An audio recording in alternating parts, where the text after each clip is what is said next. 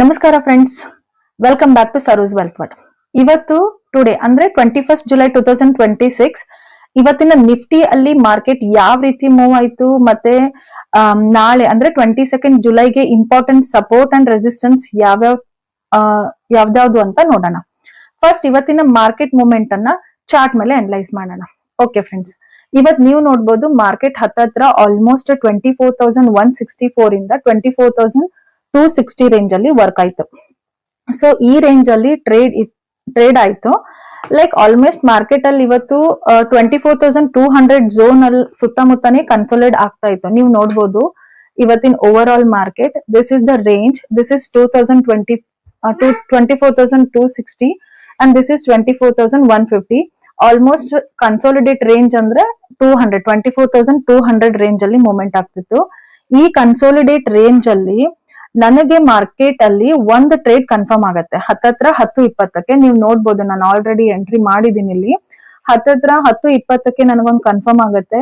So ಯಾಕೆ confirm ಆಗತ್ತೆ ಅಂತಂದ್ರೆ ಮಾರ್ಕೆಟ್ ಅಲ್ಲಿ ಆಪ್ಷನ್ ಚೈನ್ ಅಲ್ಲಿ ರೆಸಿಸ್ಟೆನ್ಸ್ ಅಂದ್ರೆ ಓಪನ್ ಇಂಟ್ರೆಸ್ಟ್ ಜಾಸ್ತಿ ಇರೋದ್ರಿಂದ 24,200 ಇಂದ ಒಂದು ಟ್ರೇಡ್ ಕನ್ಫರ್ಮ್ ಆಗತ್ತೆ. ಇಲ್ಲಿಂದ ನನಗೊಂದು market 30 to 40 points down trend ಬರ್ಬೋದು ಅಂತ ಅನ್ಸುತ್ತೆ. ಸೊ ಈ ಕನ್ಫರ್ಮೇಶನ್ ಮೇಲೆ ನಾನೊಂದು ಟ್ರೇಡ್ ತಗೊಳ್ತೀನಿ. ಓನ್ಲಿ 10 ಪಾಯಿಂಟ್ಸ್ ಎಸ್ ಅಲ್ಲಿ ಇಟ್ಕೊಂಡು at 10:30 I took a trade at 24,200 only 10 point as a S. ಯಾಕಂದ್ರೆ ಟಾರ್ಗೆಟ್ ತುಂಬಾ ಕಡಿಮೆ ಇರೋದ್ರಿಂದ ನಾನ್ 10 ಪಾಯಿಂಟ್ ಎಸ್ ಅಲ್ಲಿ ಇಟ್ಕೊಂಡು 30 to 40 ಪಾಯಿಂಟ್ಸ್ ಟಾರ್ಗೆಟ್ ಇಟ್ಕೊಂಡು I initiated one trade at 24,200 and according to my analysis market will come down, but I catch 35 points. According to my analysis market will come down. ನಂಗೆ ಹತ್ತತ್ರ 35 points catch ಆಯ್ತು. And ನೀವು premium chart ನೋಡ್ಬೋದು friends. ಈ chart ಅಲ್ಲಿ ನಾನು mark ಮಾಡಿಟ್ಟಿದ್ದೀನಿ. ಇಲ್ಲಿ ಹತ್ತತ್ರ 10:00 ಅಂದ್ರೆ ನನ್ನ ಎಂಟ್ರಿ ಪಾಯಿಂಟ್ ಬಂದ್ಬಿಟ್ಟು 42 ರುಪೀಸ್. ಅಂದ್ರೆ ಎಸ್ ಎಲ್ ತುಂಬಾ ಕಡಿಮೆ ಅಂದ್ರೆ 7 ಪಾಯಿಂಟ್ ಎಸ್ ಎಲ್ ಇದೆ, 15 ಪಾಯಿಂಟ್ ಟಾರ್ಗೆಟ್ ಇದೆ. 1:2 ರೇಂಜ್ ಅಲ್ಲಿ ವರ್ಕ್ಔಟ್. ಸೊ ಇಲ್ಲಿ ನನ್ಗೆ 42 ಎಂಟ್ರಿ ಆದ್ರೆ 57 ಮೈ exit point is 57 and 57ಗೆ 15 point ಇಂದ ನಾನು ನನ್ನ ಪ್ರಾಫಿಟ್ ಬುಕ್ ಮಾಡ್ಕೊಂಡು ಆಲ್ಮೋಸ್ಟ್ ಡೇ ಕ್ಲೋಸ್ ಆಯ್ತು.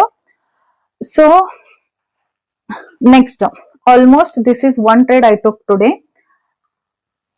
ಅಂಡ್ ಯಾಕೆ ಒನ್ ಟ್ರೇಡ್ ನಾನು ಮಾಡಿದೆ ಇವತ್ತಂದ್ರೆ ಆಲ್ಮೋಸ್ಟ್ ಮಾರ್ಕೆಟ್ ಇಲ್ಲಿಂದ ನಾನು ಇನಿಷಿಯೇಟ್ ಮಾಡಿ close ಮಾಡಾದ್ಮೇಲಿಂದ market almost consolidate range ಅಲ್ಲೇ ಇರೋದ್ರಿಂದ ಸೊ ಈ ರೀತಿ ಇದ್ರೆ ಮಾರ್ಕೆಟ್ ಅಲ್ಲಿ ಇನ್ಡಿಸಿಷನ್ ಅಂತ ತೋರ್ಸತ್ತೆ. ಬಟ್ ಬೈಯರ್ಸ್ ಅಂಡ್ ಸೆಲ್ಲರ್ಸ್ ಇಬ್ರು ಆಕ್ಟಿವ್ ಇರೋದ್ರಿಂದ ಕನ್ಫ್ಯೂಷನ್ ಸ್ಟೇಟ್ ಇರೋದ್ರಿಂದ ಸೊ ನಾನು ಯಾವ ಟ್ರೇಡ್ ಅನ್ನು ಇನಿಷಿಯೇಟ್ ಮಾಡಿಲ್ಲ. ಒನ್ ಟ್ರೇಡ್ ಬುಕ್ ಮಾಡಿ with a good lots I took my trade and I make a profit today. So ನಾವು ನಾಳೆಗೆ ಇಂಪಾರ್ಟೆಂಟ್ ಲೆವೆಲ್ಸ್ ಮತ್ತೆ ಚಾರ್ಟ್ ಮೇಲೆ ನೋಡೋಣ.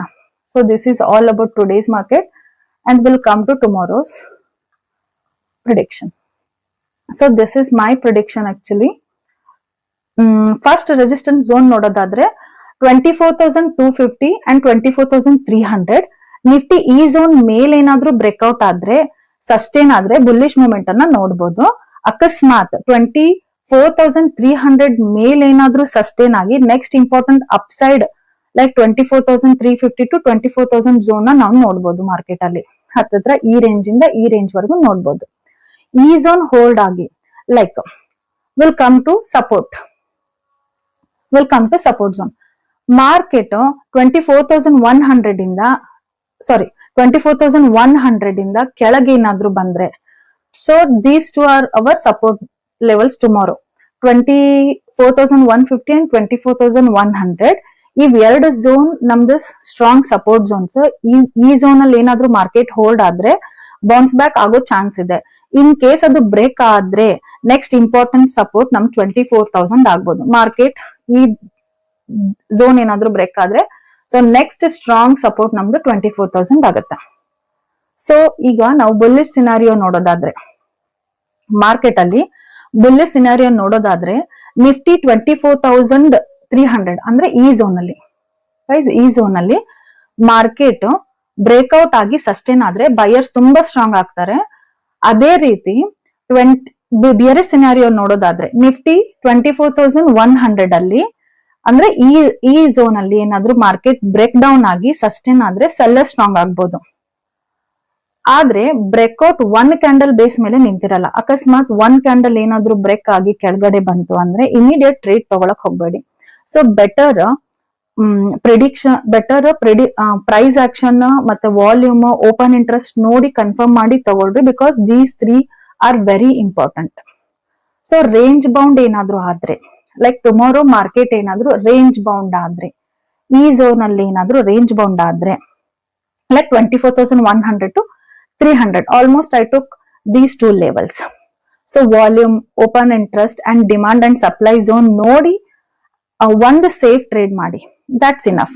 So better ಮಲ್ಟಿಪಲ್ ಟ್ರೇಡ್ ಮಾಡಿ ಲಾಸ್ ಮಾಡ್ಕೊಳ್ಳೋದಕ್ಕಿಂತ ಒನ್ ಟ್ರೇಡ್ ಮಾಡಿ ಸೇಫ್ ಇರೋದು ಬೆಟರ್. ಸೊ ಮಾರ್ಕೆಟ್ ಪ್ರಿಡಿಕ್ಷನ್ ಮೇಲಲ್ಲ, ಕನ್ಫರ್ಮೇಶನ್ ಮತ್ತೆ ಡಾಟಾ ಮೇಲೆ ಇರೋದು. ಸೊ ನೋಡಿ ಟ್ರೇಡ್ ಮಾಡಿ. ನಾಳೆ ಮಾರ್ಕೆಟ್ ಗ್ಯಾಪ್ ಅಪ್ ಅಥವಾ ಗ್ಯಾಪ್ ಡೌನ್ ಆಗ್ಬೋದು. ಸೊ ಗ್ಯಾಪ್ ಅಪ್ ಓಪನಿಂಗ್ ಅಲ್ಲಿ ಇಮಿಡಿಯೇಟ್ ಟ್ರೇಡ್ ಮಾಡೋದು ಸೇಫ್ ಅಲ್ಲ. So first 15 to 30 minutes observe ಮಾಡಿ ದೆನ್ ಟ್ರೇಡ್ ಮಾಡಿ. And this is all about for education purpose.